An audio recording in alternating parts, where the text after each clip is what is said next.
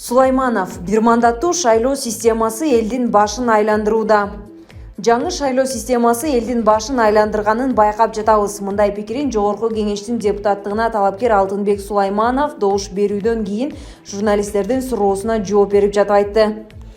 Келечекте бир мандаттууну жоюу керектигине көзүбүз жетти окшойт. Анын артынан да чырлар, соттошуулар болот. Ошол себептен азыркы преференциалдык шайлоо системасы менен бирдиктүү системаны калтырсак бир топ жеңил болмок. Себеби бир бюллетень берилип, сандарды жаттоо да оңой болмок. Азыр чаташып, аралашып кетти, деди Сулайманов. Сулайманов Бишкектин Свердлов районундагы номер 12-19 шайлоо участогунда добуш берди. Жаңы мыйзамга ылайык бирдиктүү шайлоо округунан пропорционалдык система менен 54 депутат, ал эми бир мандаттуу шайлоо округунан мажоритардык система менен 36 депутат шайланып келет. Жалпы 90 мандат берилет. Жогорку Кеңештин депутаттыгына бир мандаттуу 36 шайлоо округунан 282 талапкер ат салышууда. Ошондой эле 21 партиянын тизмесинде 1004 талапкер катышып жатат. Быйыл шайлоочуларга 2 бюллетень берилди. Биринде партияга жана ошол партиядагы талапкердин биринин катар номерун белгилейт. Булак, Марал ФМ, Чекиткейжи. Жакшы жышан. Шайлоо алдында Жанар Акаев кыздуу болду.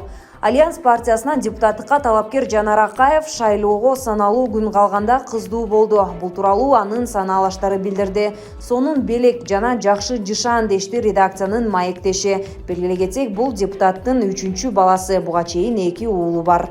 Булак, репортер, Чекиткейжи. Бакытбек Жумагулов.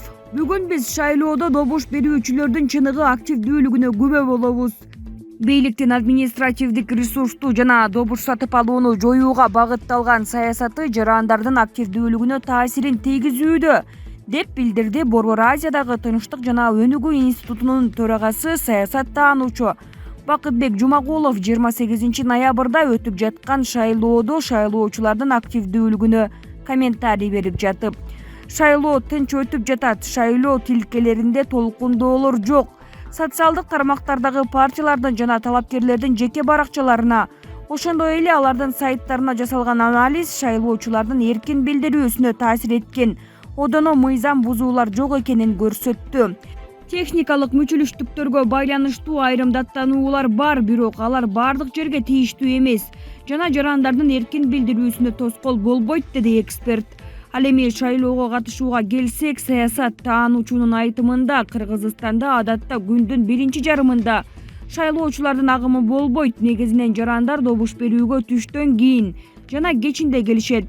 Мындан тышкары бийликтин административдик ресурсту жана паракорчулукту жоюуга багытталган саясаты жарандардын активдүүлүгүнө таасирин тийгизүүдө. Бүгүн биз шайлоочуларды ташуу фактысын байкаган жокпуз. Башкача айтканда, бүгүн салыштырмалуу чыныгы картинаны көрүп жатабыз десек болот.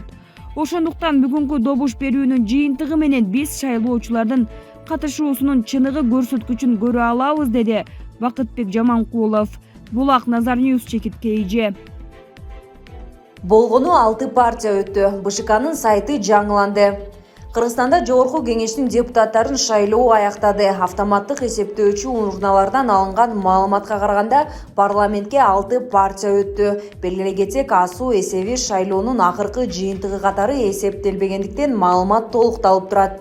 Учурда добуштардын 88,29% саналып бүттү. Буга чейин БШКнын сайтынан алынган маалымат боюнча Жогорку Кеңешке 10 партия өткөн. Буга чейинки жарыяланган эсепте партиялар алган добуштардын пайызын кошкондо 150% ашып кетип, мындай болушу мүмкүн эмес. Себеби добуштардын бардыгын кошкондо 100%ды түзүшү керек. БШКнын сайтындагы буга чейинки маалымат өчүрүлүп, жаңы маалымат чыкты.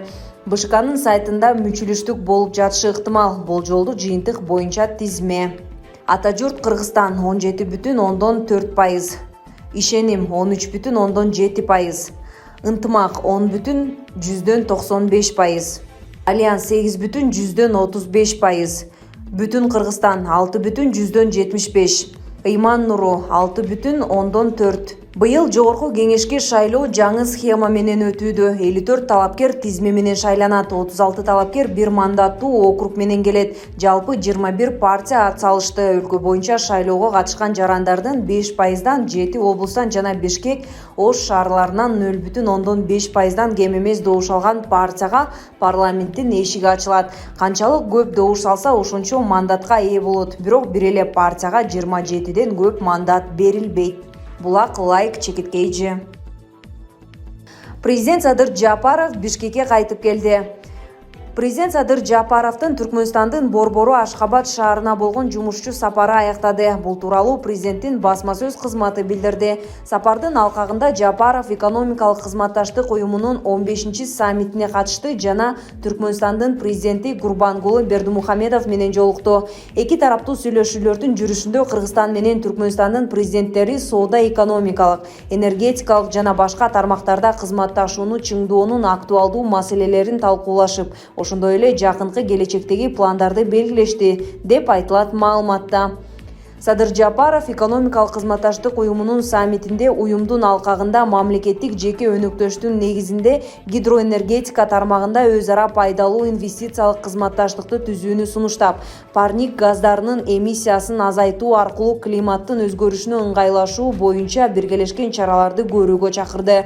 Мындан тышкары мамлекет башчысы ЭКОга мүчө мамлекеттердин лидерлерин экономикалык өсүштү жана чөлкөмдү өнүктүрүүдө экономика үчүн артыкчылыктуу болгон транспорт жана коммуникациялар, өнөр жай, энергетика, соода жана инвестиция, туризм жана айлана чөйрөнү коргоо сыяктуу тармактарда тийиштүү стратегия иштеп чыгып, аны ишке ашырууда чечкиндүү болууга чакырды.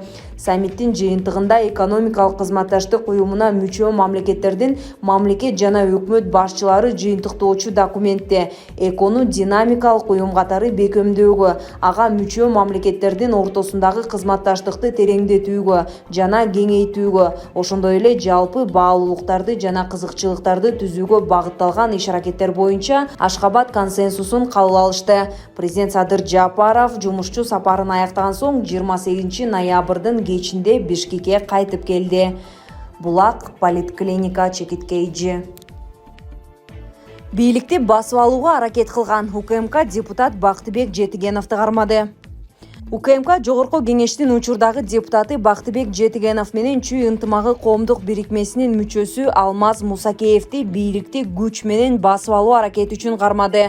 Бул тууралуу Кактус медиа сайтына күч түзүмдөрүндөгү булактар билдирди.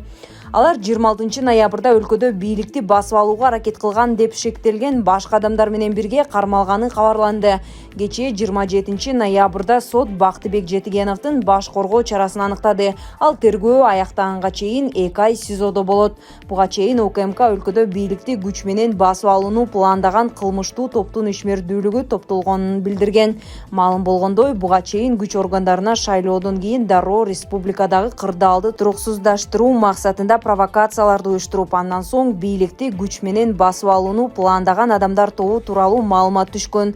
Аталган факты боюнча Кыргыз Республикасынын кылмыш жаза кодексинин бийликти күч менен басып алууга даярдануу беренеси боюнча кылмыш иши козголгон. Эл ынтымагы партиясынын лидери Аскат Темиралиев, Жашылдар партиясынын мүчөлөрү Сүйөркулов Нурис Жумабаевич, Ахматбеков Руслан Автандилович жана Купешов Бекназар Эсенгуловичтин кармалганы белгилүү болду. Андан сырткары Азамат Мусакеев менен Нурбек Каликеев дагы кармалган. Булак Кактус чекиткейжи.